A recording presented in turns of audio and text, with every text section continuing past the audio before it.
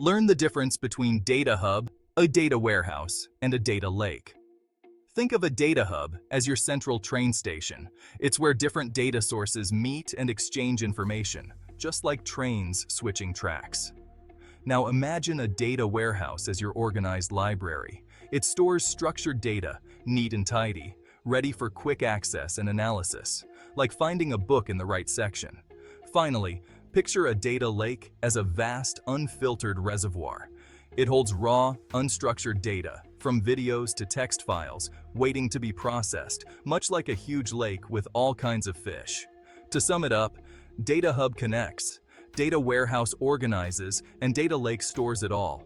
Understanding these differences will help you choose the right tool for your data needs.